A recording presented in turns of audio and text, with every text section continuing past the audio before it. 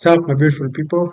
It's your boy Dickson here. Today I want to react to Trump shut down targets as stores implodes. Let's get to it.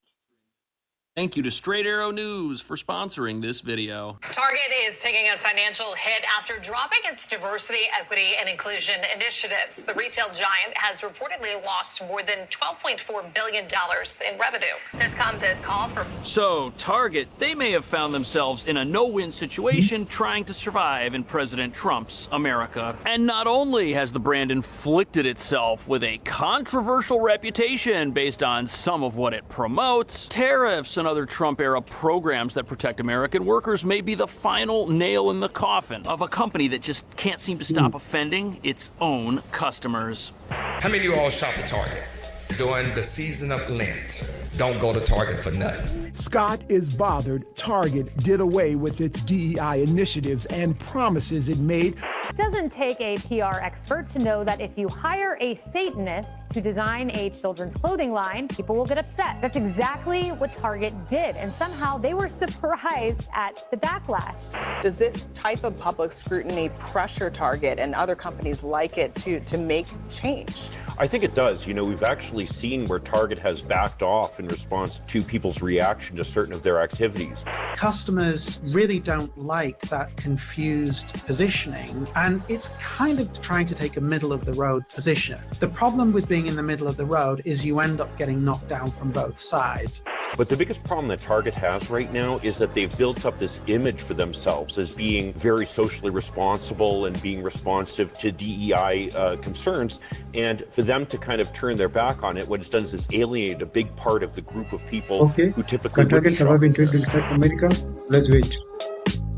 Let's wait and see. So, the CEO of Target has admitted that they've made some major mistakes. But what nobody talking about this latest boycott will admit is that the issues plaguing Target today, they actually started a couple of years ago, when the brand decided to promote a progressive agenda inside its stores. This alone led to the movements we see today boycotting the company, who managed to alienate their customers in a way that may be permanent. But what's fascinating is the latest backlash at Target has to do with what activists are calling a right-wing pivot and possible betrayal. And due to President Trump's overwhelming popularity and war against DEI initiatives, Target sees this as an opportunity to pivot back, which wasn't the change a lot of its customers were expecting. And the problem for Target is as they roll back some of their progressive initiatives and remove merchandise from their stores, the diversity policies that they previously claimed to support seem to be getting thrown to the wayside, all in the name of making money. Which brings us to the real reason Target's in such a tough position. A few years ago, they Bud Lighted their entire brand, and now it looks like they're doing it again, making everybody who could go into one of these stores a little bit upset with them. And alienating customers is a pretty stupid thing to do when it's your job to sell toothpaste and t-shirts. Plus, when you add to all this President Trump's tariffs on goods from communist countries like China, that puts companies like this up a creek. Oh, yes, under the age of 18.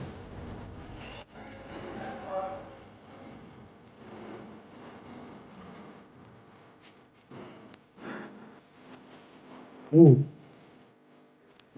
So here we are inside a Target, and if you run this place, it's your job to stay quiet and sell as many peanut butter M&M minis as you possibly can. But Target hasn't been able to do that, and by trying to recover from what many say are a series of Bud Light moments, some say the company's just making things worse. The protest comes after the retail giant announced last week it would join Walmart and a number of other stores in scaling back DEI initiatives, feeling the pressure from conservative groups and President Trump's recent signing of executive orders to end DEI programs in the federal government.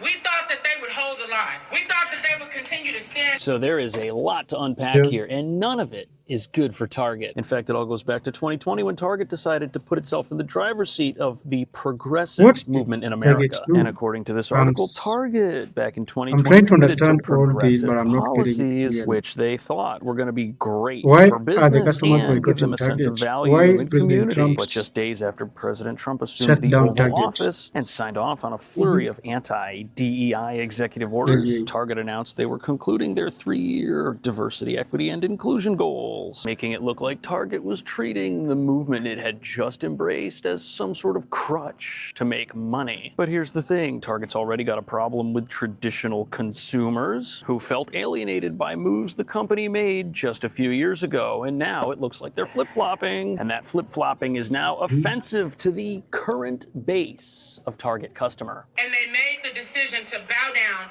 to the Trump administration. Well, we are here today saying we will not bow down. In a memo to employees last week, Target's Chief Community Impact and Equity Officer described the DEI decisions as a next chapter in the company's strategy. Strategy, that's the key word here, and it's important to understand that this mega corporation, they don't care one bit about left or right beliefs. All they care about is making The activists money. are saying Now that with the Target Target rolling bowed down back to some the of their company's system, but DEI they don't agree initiatives, to that. just as President Trump has rolled them back at a federal level. To many progressives, it looks like Target is just going where the wind goes and So it is abandoning them. Target And is it looks like collaborating their with the value government system and abandoning changes the depending customer. on what makes And- money and- and what doesn't. Does that mean the company plans to start selling Donald Trump's Make America Great Again hats? Probably not. But as the political pendulum swings But right, why it looks like Target's President doing the Trump same. shut down Will the this Target type of again? financial What loss happened? impact Target's decisions moving forward, do you think, on this policy? I think it will. You know, you have to remember that a lot of these companies operate on very thin financial margins. So the fact that they're seeing this decline could actually impact their profits and ultimately impact them on. You know, when you look at the big picture, Target's strategy of having a business system that masquerades as a value system turned out to be a pretty bad idea. And any brand that alienates traditional customers is going to pay a price for that. Just ask this company here. And the reason for that is traditional customers don't care about your company's values one bit. And as long as you stick to your core values and offer competitive products, people are going to buy from you. But if you go on some crusade to offend your core base, don't be surprised when they vanish and stop showing up in movie theaters. And here's the thing, Costco, Amazon, they've got DEI-related initiatives as well. But in many people's minds, they haven't been preached at when they've gone online to buy something or gone into a Costco. And since many of these companies didn't come out swinging for left field like Target did, now when Target rolls these things back and these other companies don't, there's a reason to be upset at Target when there isn't for any of these other places. And now the company finds itself in a no-win situation. But the biggest problem that Target has right now is that they've built up this image for themselves as being very socially responsible and being responsive to DEI concerns. And for them to kind of turn their back on it, what it's done is alienated a big part of the group of people. So what we're witnessing here is Target grifting, claiming to support a set of social values and initiatives, and then dumping them the second. So probably holding on to nobody will those come back to values them. and promoting them is no longer convenient. And if we're learning anything, the biggest way to lose in 2025 is to be inconsistent If on you anything wanna at any collaborate with point. them, Heck, just even collaborate, brands that but are don't dump consistently them until progressive, like you Ben & Jerry's, still sell expect plenty of them to come overpriced back to ice you. cream because the flavors don't change. Yes, they come out with their fair share of new flavors, but they do not do that while abandoning the flavors many customers have been eating for years. But even if Target were to keep its business-related activism to a minimum and would have managed to not alienate either side of the political spectrum, they'd still be facing challenges this year that they don't really have a way to defeat. The topics we're covering today reveal that we live in a crazy world, and it doesn't help that news constantly comes at us 24/7 from both reputable and not so reputable sources. And as someone who spends hours researching current events, I will tell you that many news outlets are only giving you their preferred version of the story, which is why you need to know about Straight Arrow News, today's video sponsor who helps you find fact-based, nonpartisan reporting on every topic that matters, while helping you walk through the minefield of biased reporting that is today's media landscape. Straight Arrow News lets you discover all sorts of perspectives, see the facts, and come to your own conclusions. First up, they've got the media landscape, which tells you what networks are covering a given story and which side of the political spectrum they're on. Plus, there's even a media miss tool, which highlights articles that mainstream media may have been too busy spinning their audiences to cover. But the best part is Straight Arrow News is completely free. Check out the link in the description of this video or right here on the screen, and know that when you visit, you not only support me, but you take advantage of a way better way to get the news quickly for free. Welcome back to trustworthy journalism.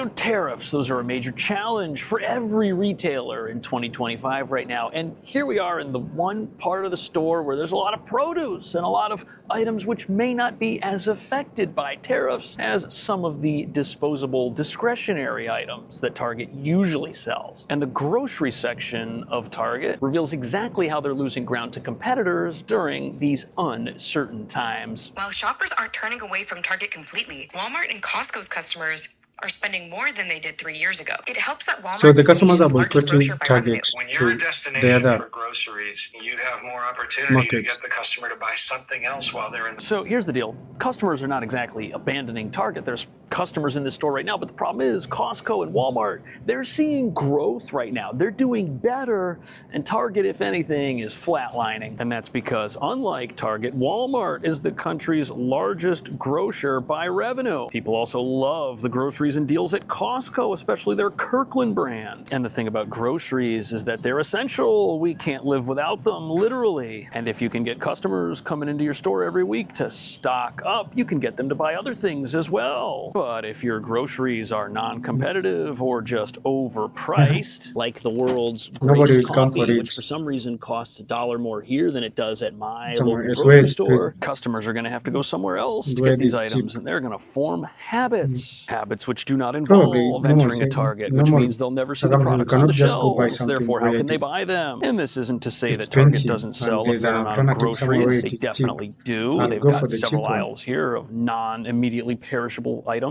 But the fresh foods section of the store almost seems like a complete afterthought. And that's bad news. There's only so much hot chili lime popcorn a person can take. And when most of what you sell is stuff nobody needs to buy today and comes from China, which is now being hit with a massive tariff, the profitability of this brand as a whole is now in grave jeopardy. I mean, sure, they can raise prices on their acrylic makeup organizers, but that's just gonna drive away customers to places where the prices don't go up. Like, look at this thing. This thing is $20. I don't know if these are gonna be $20. flying off the shelves today when you could probably find the same thing for less on Amazon. And then the other option here is Target could always eat the tariffs, but then they would be making less money, something they've already shown the world they're not interested in doing, even if it means they've got to abandon whatever value system they claim to have today. And it's not like you can't buy stuff exactly like this. I can't get this out of here from Walmart or Costco. You can. And you know, if Walmart and Costco, if they've got the customer and you don't have the customer,